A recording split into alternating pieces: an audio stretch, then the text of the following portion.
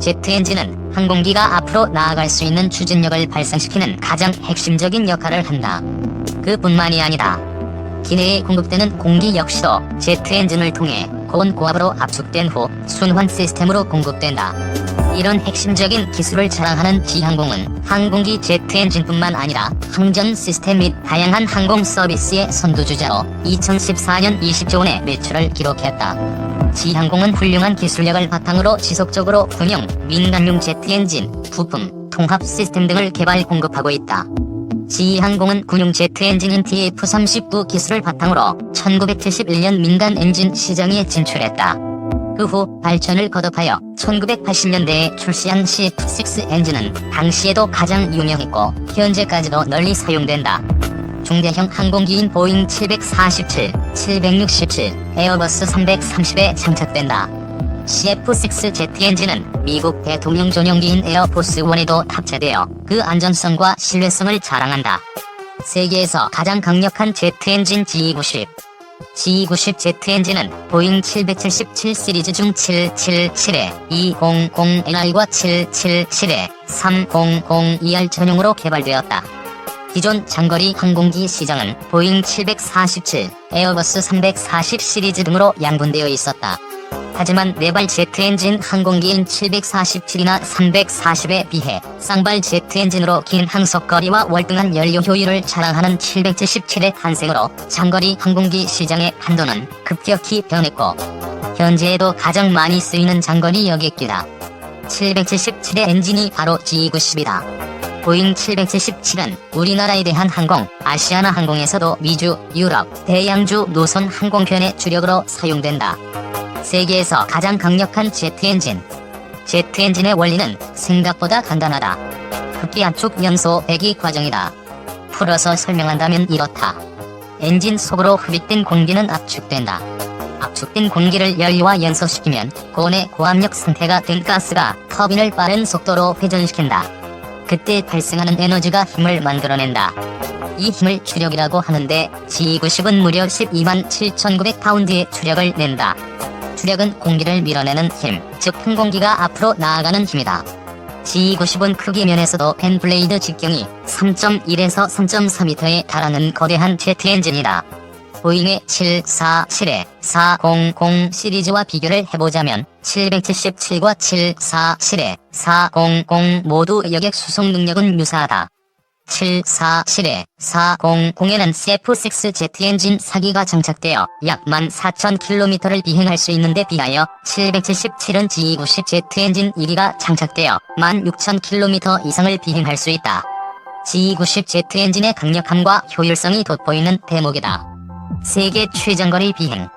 2005년 세계에서 가장 긴 비행을 한 여객기의 제트 엔진으로 GE90은 다시 한번 기네스북에 등재되었다. 보잉 777에 200NR 기종으로 22시간 41분 동안 홍콩에서 태평양을 건너 런던으로 무려 21,601km, 지구 반바퀴에 가까운 거리를 날아갔다. 삼성정밀, 항공기 제트 엔진 생산. 삼성정밀이 국내에서 처음으로 최신의 항공기의 제트 엔진 생산에 성공했다. 삼성정밀은 지난 79년 초 제트 엔진 사업을 개시한 이래 80년 8월에는 엔진 재생산에 성공하고 전문 기술자의 연수를 통한 기술 축적으로 제트 엔진 생산에 착수하여 최근 것 생산 제품을 출하했다. 이로써 한국은 아시아에서 일본에 이어 두 번째 제트 엔진 생산국이 됐다. 제트 엔진 제작은 최고도의 정밀 기술이 요구되며 이번 국내 생산을 계기로 정부에서 추진 중인 항공기 국산화 계획의 전기가 됐다. 삼성 측은 생산 기술을 더욱 발전시켜 엔진 부품의 국산화 계획을 확대, 가속시킬 예정이어서 연관 정밀기계 공업의 기술 파급 효과도 기대되고 있다. 세계 민간 항공 산업을 주도하고 있는 미연방항공국에서는 최근 엄격한 심사를 거쳐 삼성정밀의 공인 해외항공기 엔진 생산 공장의 자격을 부여한 바 있어 생산 엔진의 내수, 수출 전망이 밝을 것으로 관련 업계는 보고 있다. 한화, 글로벌 메이저와 협력 항공 엔진 개발 나섰다. 한화그룹의 모태는 방산업이다. 그룹의 항공, 방산 주력 계열사인 한화에어로스페이스의 미래 비전을 한국형 로키드 마틴로 정하고 지난달 구조 재편을 마무리했다. 군용항공, 항공관제, 미사일 방어 시스템, 레이더 등 방산 산업 전반으로 사업이 다각화된 미국 로키드 마틴과 유사한 사업 구조로 간다는 의지의 표현이다. 가장 의욕적으로 추진 중인 사업이 항공 엔진 분야다. 그동안엔 미국 PW와 GE, 영국 롤스로이스 등 세계 글로벌 메이저 업체가 70에서 80%를 석권하고 있는 시장에서 변방의 후발주자인 한화가 끼어들 여지가 별로 없었다. 한동안 단순 수주, 하청 사업 위주로 진행됐다. 삼성으로부터 인수한 한화에어로스페이스는 1979년 항공기 엔진 사업에 진출한 이래 올 6월까지 8,600대 이상의 엔진을 누적 생산한 국내 유일의 가스 터빈 엔진 제조기업이다. 후발주자로서 지난 수십 년간 이들 메이저 업체와 두터운 신뢰관계를 쌓아오면서 결국 글로벌 항공 엔진 파트너로 성장했다는 평가를 듣고 있다.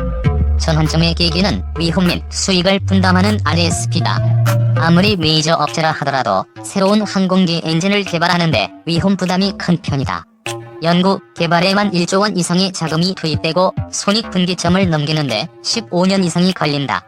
이런 이유로 실력있는 부품 공급 업체를 불러들여 개발을 함께 하고 나중에 발생하는 수익을 배분하는 프로그램이 RSP이다. 이전엔 세계 메이저 업체와 독일 MTU, 영국 GKN, 이탈리아 AVIO 등 소수 업체들만 RSP에 동참할 수 있었다. 지난 2015년 PW가 연료 효율을 높인 GTF 엔진을 개발하는 RSP에 한화를 파트너로 참여시키면서 상황이 달라졌다. PW의 RSP 프로그램 담당 임원인 로버트 퀴는 한화가 치열한 경쟁력을 뚫고 RSP의 주요 파트너가 된 것은 걸음마에서 벗어나 고부가가치 제품으로 안정적 수익을 기대할 수 있는 글로벌 파트너로 성장했다는 것을 의미한다고 설명했다.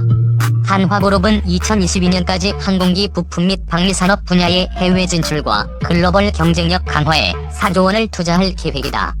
엔진 개발에 지난해에만 480억 원을 투자했고 올해와 내년에도 각각 900억 원가량 투자를 집행할 계획이다. GTF의 핵심 부품 개발에 성공해 총 9억 달러를 수주한 상태다.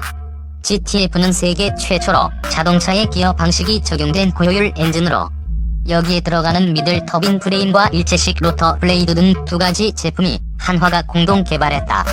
이후에도 한화는 GE와 롤스로이스와도 RSP 계약을 성공시키며 관련 부품 수주액이 총 171억 달러에 이른다. 한국형 제트 엔진의 개발은 가능할까? KF-X의 형상으로 지루한 논쟁을 하더니 그 고비를 넘어서자마자 엔진 문제가 대두됩니다.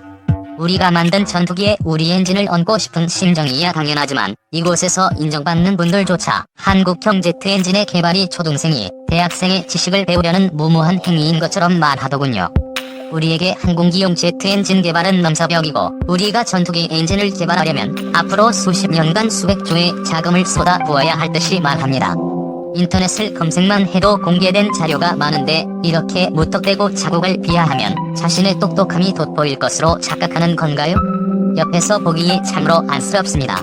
우리나라는 오래전부터 항공기용 제트 엔진의 중요성을 인식하고 장기 계획을 세워 단계적으로 개발을 진행해오고 있는 중입니다. 터보제트 엔진의 활용도는 단순히 항공기용 엔진뿐만이 아니라 그 활용 분야가 엄청나게 넓다는 것은 우리 밀매도 알고 있듯이 관계자도 이미 알고 있을 것입니다.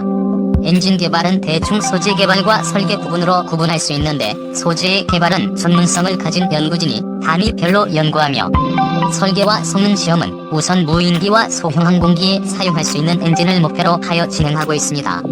이러한 연구는 항공기 엔진 개발이라는 명분 아래 진행되는 것이 아니라 전혀 별개로 보이는 각각의 분야에서 조심스럽게 추진되고 있습니다. 얼마 전 세계 최초로 합금 재료를 공중에 띄워놓고 용융 처리를 하여 새로운 합금을 만드는 공법이 소개된 적이 있습니다.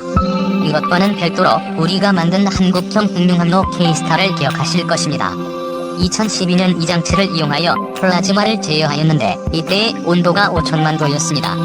대류에 의한 열 전달은 진공으로 막을 수 있고 접촉에 의한 열 전달은 초전도 자석을 이용하여 공중에 띄움으로 극복할 수 있다 해도 햇볕과 같은 플라즈마의 복사열은 K-스타의 벽면에 그대로 투사됩니다.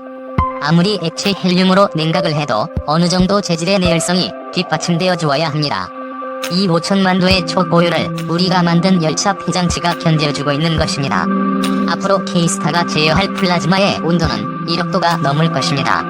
이러한 행위도 일종의 소재 개발에 포함됩니다.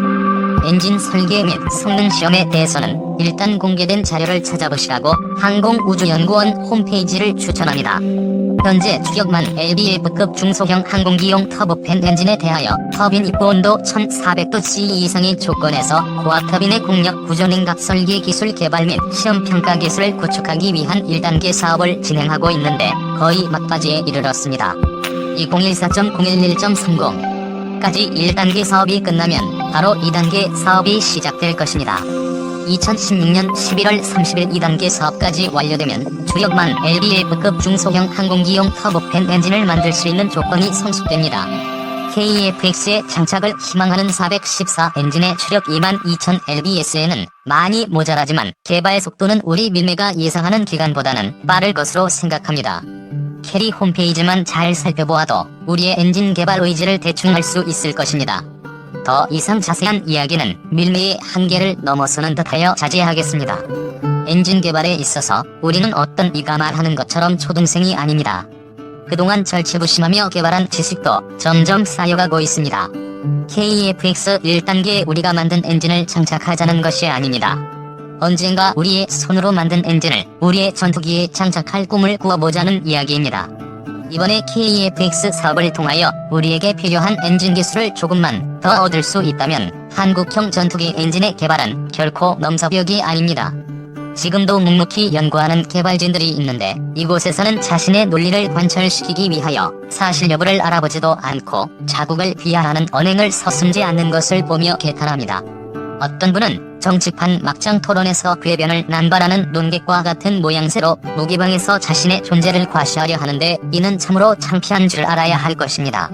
이 글을 올리는 이유는 너무도 근거 없는 카더라를 내세워 우리 밀매들을 혼란케 하고 모처럼 결정된 KEFX 사업을 또다시 흔들려는 시도가 엿보이기 때문입니다. 패배주의에 빠져 우리의 기술이 형편없다고 근거 없는 주장을 하는 모습은 더 이상 보지 않았으면 합니다. 이 발제는 토론을 위한 글이 아니기에 댓글을 주셔도 즉각적인 답변을 하기가 어렵습니다. 이 점을 이해하여 주셨으면 감사하겠습니다.